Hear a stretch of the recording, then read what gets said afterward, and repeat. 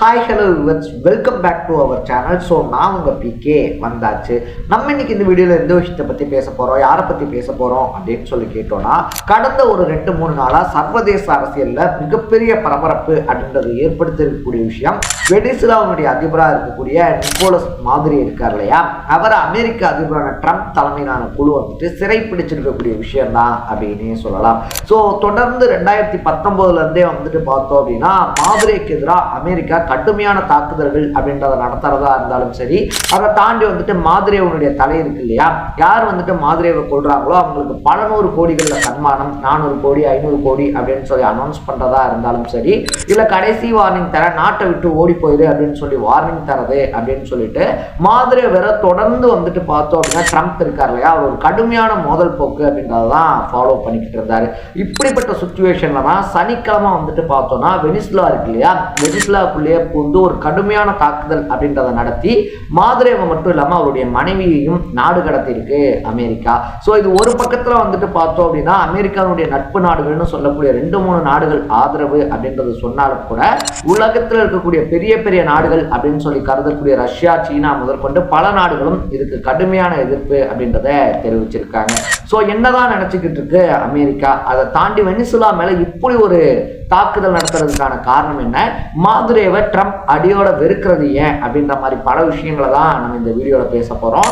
அதுக்கு முன்னாடி நம்ம சேனலுக்கு நீங்க புதுசா வந்திருந்தீங்க அப்படின்னா, இதே மாதிரி அப்பப்ப அப்டேட்டா போயிட்டு இருக்க விஷயங்கள், அது கரண்ட் அஃபேர்ஸா இருந்தாலும் சரி, பாலிடிக்ஸா இருந்தாலும் சரி, ஸ்போர்ட்ஸா இருந்தாலும் சரி, அப்பப்ப அப்டேட்டா போயிட்டு இருக்க விஷயங்களை நீங்க தொடர்ந்து தெரிஞ்சுக்கணும் அப்படின்னு ஆசைப்பட்டீங்கன்னா மறக்காம சேனலை ஃபாலோ பண்ணி சப்ஸ்கிரைப் பண்ணிக்கங்க. ஃபர்ஸ்ட் ஆஃப் ஆல் வந்துட்டு பார்த்தோம் அப்படின்னா, அமெரிக்கா இருக்கு இல்லையா, அமெரிக்கா கூட வந்துட்டு ராணுவ ரீதியாக போட்டி போட்டு ஜெயிக்கிறது அப்படின்றது இன்னைக்கு இருக்கக்கூடிய சுச்சுவேஷன்ல எந்த உலக நாடுனாலையுமே பண்ண முடியாத ஒரு விஷயம் அப்படின்னு தான் சொல்லணும். ஏன்னா அந்த அளவுக்கு வந்துட்டு அமெரிக்காவுடைய ராணுவம் ரொம்ப பெரிய அளவில் ஹைடெக்காகவும் ரொம்ப பெரிய அளவில் நவீனப்படுத்தப்பட்டதாகவும், அதை தாண்டி வந்துட்டு பார்த்தோம் அப்படின்னா ரொம்ப பெரிய அளவில் பலம் வாய்ந்ததாகவும் இருக்கு. பட் அமெரிக்காவை பொறுத்த வரைக்கும், ட்ரம்ப்பை பொறுத்த வரைக்கும் அவங்க ராணுவத்தின் மூலியமா போர் அப்படின்றதெல்லாம் தொடங்க மாட்டாங்க. பொருளாதாரம் இருக்கு இல்லையா, அந்த பொருளாதாரத்தின் மூலியமா தான் போரை தொடங்குவாங்க. ஒரு நாட்டோட பொருளாதாரத்தை முடக்கிட்டாலே அந்த நாடு முடிஞ்சு போச்சு. எதுக்கு வந்துட்டு நம்ம ரத்தம்லாம் செஞ்சுக்கிட்டு பொருளாதாரத்தை முடக்கிடுவோமே அப்படின்றதான் ட்ரம்ப் கையில் இருக்கக்கூடிய ட்ரம்ப் கார்டு அப்படின்னு சொல்லலாம். அதாவது இந்த டாலர் இருக்கு இல்லையா, டாலர் தான் வந்துட்டு உலக பொருளாதாரத்துக்கு ஒரு உயிர் நாடி மாதிரி இருக்கு. அந்த டாலருடைய மதிப்பு அப்படின்றத வச்சுதான் தினம் உலக பொருளாதாரம் அப்படின்றது நிர்ணயிக்கப்பட்டுக்கிட்டு இருக்கு. அமெரிக்கா ஒரு நாட்டை குறி வச்சிருச்சு, ஒரு நாட்டை கண்ணு வச்சிருச்சு, ஒரு நாட்டை முடிக்கணும்னு நினைச்சிருச்சுன்னா அந்த நாட்டில் வந்துட்டு பார்த்தோம் அப்படின்னா இந்த பொருளாதார தடைகளை விதிக்கிறது அப்படின்றதான் பண்ணுவாங்க. ஸோ அந்த பொருளாதார தடைகளை விதிக்கிறது மூலமா பணவீக்கம் அப்படின்றத ஏற்படுத்தி அந்த நாட்டை ஒண்ணுமே இல்லாம பண்ணிடுவாங்க. ஏன் இந்தியா மிகப்பெரிய நாடு அப்படின்னு சொல்லி சொன்னாலும் கூட அமெரிக்காவுடைய 50% அதிகமான வரி விதிப்புக்கு இந்தியாவும் தள்ளாடுச்சு அப்படின்னே சொல்லலாம். ஸோ இந்தியா மாதிரி பெரிய பெரிய நாடுகளே தத்தளிக்கும் போது வெனிசுலா மாதிரியான நாடுகள் இருக்கு இல்லையா, அதெல்லாம் ஏமாத்துறோம் அப்படின்றத நீங்க யோசிச்சுக்கங்க. சரி, ஓகே, என்னதான் பிரச்சனை அமெரிக்கா இருக்கு இல்லையா, அமெரிக்காவுக்கும் வெனிசுலாவுக்கும் அப்படின்னு சொல்லி கேட்டோம்னா, ட்ரம்ப் சொல்லக்கூடிய விஷயம் என்னவா இருக்கு அப்படின்னா, வெனிசுலா இருக்கு இல்லையா, வெனிசுலாவில் இருக்கக்கூடிய மாதிரே, அதாவது அந்த நாட்டினுடைய அதிபராக இருக்கக்கூடிய மாதிரேவே வந்துட்டு ஒரு போதைப் பொருள் குழுவுக்கு தலைமை தாங்குறாரு. அது மட்டும் இல்லாமல் வெனிசுலாவில் இருக்கக்கூடிய மக்கள் எல்லாம் சட்டவிரோதமா இங்க கொண்டு வந்து குடியேற்றிட்டாரு. ஸோ மாதிரே வந்துட்டு போதைப் பொருட்களை இங்க அதிக அளவுல கொண்டு வராரு. அதனால வந்துட்டு பார்த்தோம் அப்படின்னா வெனிசுலா நம்ம கைகளில் இருக்கணும். அது மட்டும் இல்லாம மாதிரே இருக்கார் இல்லையா, மாதிரேவனுடைய ஆட்சி அப்படின்றது அங்க அப்படியே நீக்கப்படணும் அப்படின்ற ஒரு விஷயத்த கொண்டு வராரு. பட் உலக நாடுகளா இருந்தாலும் சரி, வெனிசுலாவா இருந்தாலும் சரி, அதை தாண்டி சர்வதேச அரசியல் இருக்கு இல்லையா, அதை புரிஞ்சவங்களா இருந்தாலும் சரி, ட்ரம்பினுடைய திட்டம் என்ன அப்படின்றது தெளிவா விளங்கும். ஏன்னா இதே தான் ஒரு காலகட்டத்தில் வந்துட்டு பார்த்தோம் அப்படின்னா சதாம் ஹுசைன் இருக்கார் இல்லையா, அவருக்கும் அமெரிக்கா பண்ணிருந்துச்சு அப்படின்னே சொல்லலாம். ஸோ இங்க இருக்கக்கூடிய பிரச்சனை என்னன்னா, வெனிசுலாவில் இருக்கக்கூடிய எண்ணெய் வளங்கள் அப்படின்றது இருக்கு இல்லையா, அது ரொம்ப அதிக அளவில் இருக்கு அப்படின்னு தான் சொல்லணும்.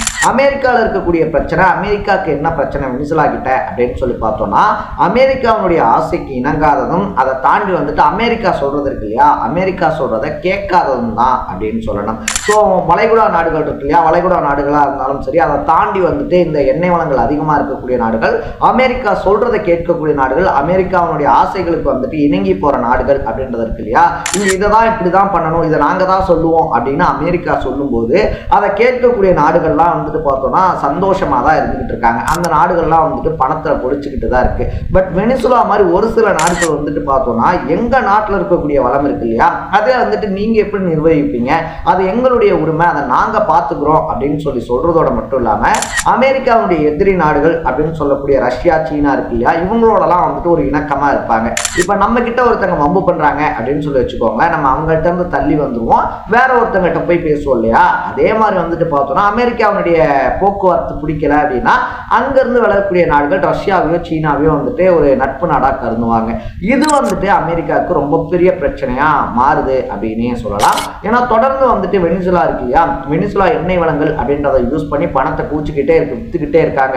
ஆனா நம்ம சொல்றதை அவங்க கேட்க மாட்டாங்களே அப்படின்னு சொல்லிட்டு தான் வெனிசுலா மேலையும் வெனிசுலாவுடைய அதிபராக இருந்த மாதுரோ மேலையும் தொடர்ந்து குற்றச்சாட்டுகள் அப்படின்றத ட்ரம்ப் முன் வச்சாரு.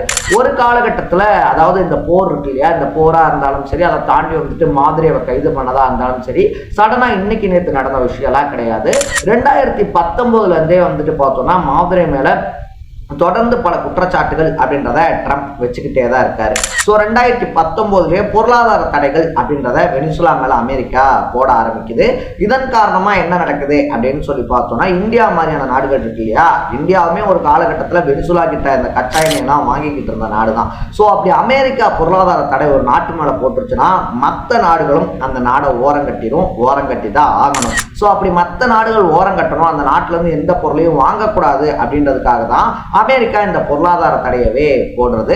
ரீசெண்டா ரஷ்யா இருக்கு இல்லையா, ரஷ்யா கிட்ட நீங்க கச்சா எண்ணெய் வாங்கக்கூடாது, ஏன்னா நீங்க கச்சா எண்ணெய் வாங்குற காசுல தான் வந்துட்டு ரஷ்யா உக்ரைன் போரை நடத்திக்கிட்டு இருக்கு அப்படின்னு சொல்லிட்டு இந்தியா மேல பொருளாதார வரியை போட்டிருந்தாங்க இல்லையா, ஒரு 50% அதிகமானு சொல்லிட்டு. அதே மாதிரிதான் இப்ப என்ன சொல்றாங்கன்னா, நீங்க வெனிசுலா கிட்ட இருந்து பெட்ரோல் அப்படின்றத வாங்கக்கூடாது, கச்சா எண்ணெய்களை வாங்கக்கூடாது, நீங்க அப்படி வாங்கினீங்க அப்படின்னா அந்த காசை தான் அவங்க போதைப் பொருள் கடத்தலுக்கு யூஸ் பண்ணிக்கிறாங்க அப்படின்ற மாதிரியான காரணத்தை சொல்லி 2019 இருந்தே வெனிசுலா மேல தொடர்ந்து பல தடைகளை போட்டுக்கிட்டு இருக்கு. ஸோ அதையும் தாண்டி தான் மாதுரோ வந்துட்டு அங்கே கவர்மெண்ட் அப்படின்றத ரன் பண்ணிக்கிட்டு இருந்தாரு. 2018 ஆள் இல்லாத விமானத்தின் மூலியமா தாக்குதல், நம்ம முன்னாடியே சொன்ன மாதிரி அவருடைய தலைக்கு பல நூறு கோடி ரூபாய்களை அனௌன்ஸ் பண்றதுன்னு சொல்லி அமெரிக்கா பண்ணாலும் இதெல்லாம் கொஞ்சம் கூட மாதுரோ கண்டுக்கல. கடைசி ஒரு ஆயுதமா தான் அவருடைய நாட்டுக்குள்ளேயே இறங்கி மாதுரோவை கைது பண்ணிருக்கு ட்ரம்ப் தலைமையிலான படை அப்படின்னே சொல்லலாம். நம்ம முன்னாடியே சொன்ன மாதிரி என்னதான் இதை போதைப் பொருள் கடத்தலுக்கு தடுப்பான அதை யூஸ் பண்றேன்னு சொல்லி அமெரிக்கா சொன்னாலும், வெனிசுலாவில் இருக்கக்கூடிய எண்ணெய் வளத்துக்காக தான் இப்படி ஒரு கேவலமான விஷயத்த பண்ணியிருக்கு அமெரிக்கா அப்படின்னு உலக நாடுகள் சொல்லியிருக்காங்க. ஸோ இந்த விஷயத்தை பற்றி நீங்கள் என்ன நினைக்கிறீங்க அப்படின்றத கமெண்ட்டில் போட்டு மறக்காம சேனலை ஃபாலோவும் சப்ஸ்கிரைப் பண்ணிக்கோங்க. நாளைக்கு இதே மாதிரி ஒரு இன்ட்ரெஸ்டிங்கான வீடியோவோட சந்திக்கலாம். டாடா, பை பை.